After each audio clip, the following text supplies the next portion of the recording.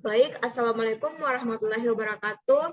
Hai teman-teman, saya Dian Kartika. Pada kesempatan kali ini akan menjelaskan mengenai satu jenis alat instrumen, yaitu instrumen gas kromatografi. Nah, apa itu gas kromatografi? Nah, saya akan bahas. Gas kromatografi ini merupakan instrumen untuk memisahkan suatu senyawa dalam suatu sampel. Nah, untuk dapat memisahkan senyawa-senyawa di dalam sampel ini didasarkan pada perbedaan distribusi dua fase, yaitu fase gerak dan fase diam. Fase gerak dan fase diam. Nah, untuk fase diam itu sendiri dapat berupa padatan atau cairan, sedangkan fase gerak karena di sini kromatografi gas, maka fase geraknya adalah gas. Nah, analisis ini digunakan untuk mengidentifikasi semua jenis senyawa organik yang mudah menguap dalam suatu campuran. Mengapa demikian? Ya karena fase gerak yang digunakan pada instrumen ini itu dalam bentuk gas. Selanjutnya,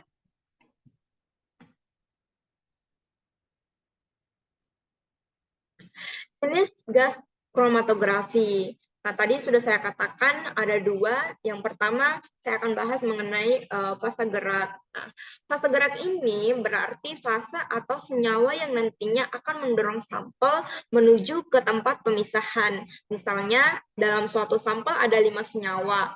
Nanti 5 senyawa ini akan dapat terpisah setelah didorong oleh fase gerak. Nah, fase gerak pada gas kromatografi ini juga bergantung pada jenis detektor yang akan digunakan sebagai alat untuk memonitor zat atau senyawa yang keluar dari kolom. Nah, biasanya fase gerak yang biasa digunakan itu adalah hidrogen, helium, dan juga nitrogen. Selanjutnya yang kedua itu ada fase diam. Nah, fase diam pada gas kromatografi ini berada pada kolom. Nah, kolom ini tempat terjadinya pemisahan komponen senyawa yang ada di dalam sampel. Nah, biasanya fase diam pada gas kromatografi ini bentuknya padat atau cairan. Selanjutnya, nah, di sini kita bisa lihat mengenai prinsip kerja dari gas kromatografi. Nah, pada nomor 1, di sini ada karir gas. Karir gas ini adalah fase gerak yang dapat berupa gas hidrogen, nitrogen, helium, dan lain sebagainya. Yang pada intinya disesuaikan fase gerak ini dengan jenis detektornya. Selanjutnya, pada nomor 2, ada namanya flow controller. Nah, tujuannya adalah untuk mengatur laju kecepatan dari si fase gerak ini, yang nomor 1. Nah, kemudian yang nomor 3, untuk injektor part. Nah, disinilah kita akan menyuntikkan sampel menggunakan alat siring yang bentuknya itu seperti jarum suntik. Oke, nah ketika sampel sudah masuk, yang pada kotak merah pada nomor 4, fase diam, nah, ini adalah kolom, namanya kolom, di mana di dalam kolom ini ada fase diam. Fase diam sudah dilapisi di dalam kolom ini. Nah, di dalam kolom ini ada oven.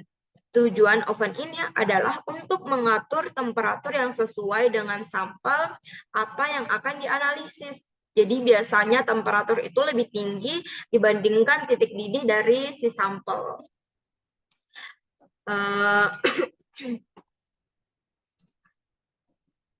Tujuannya agar pada saat sampel itu sudah masuk ke dalam bagian kolom yang nomor 4 dan bagian kolom oven itu tadi dia sudah berubah dari cair menjadi gas. Nah, disinilah nanti dia akan bertemu dengan fase gerak.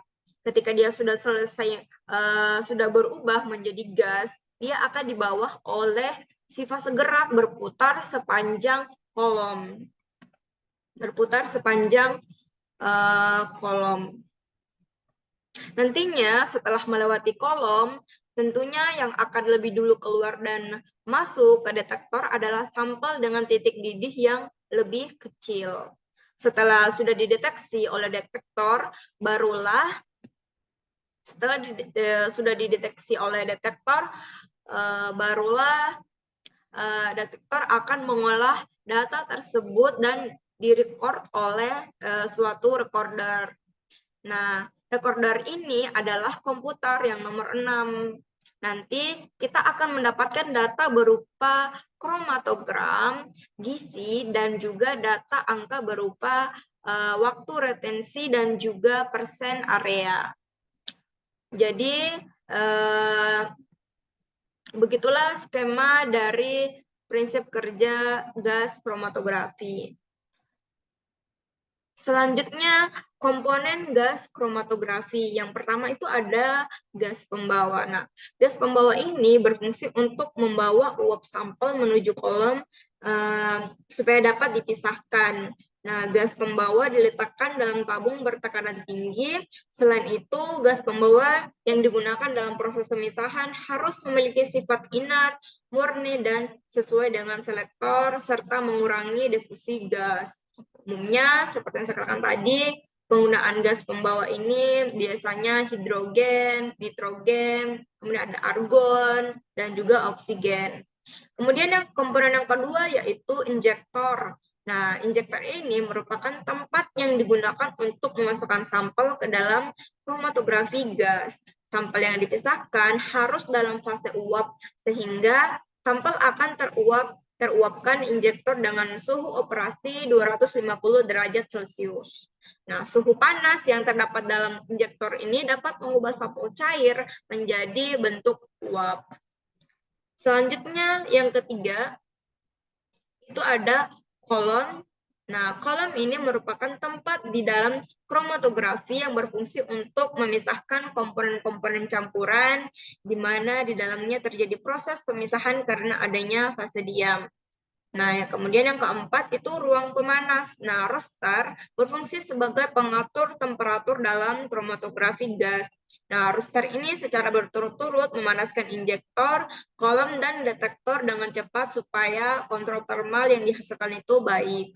Nah, pendinginan oven dilakukan menggunakan kipas dan pengaturan ventilasi yang terdapat di bagian belakang roster. Temperatur pada roster diatur sedikit di bawah titik didih sampel, karena jika suhu terlalu tinggi, cairan fase diam akan menguap dan sampel larut dalam suhu yang tinggi dan mengalir cepat ke dalam, sehingga terjadi proses pemisahan. Kemudian yang terakhir itu ada detektor. Detektor ini berfungsi sebagai tempat keluar dari fase gerak yang membawa komponen hasil pemisahan cara kerja. Nah, cara kerja detektor adalah dengan mengubah sinyal gas pembawa dan komponen yang terkandung di dalamnya menjadi sinyal elektronik yang berguna untuk analis kuantitatif dan maupun kuantitatif terhadap komponen yang terpisah di antara fase diam dan fase gerak.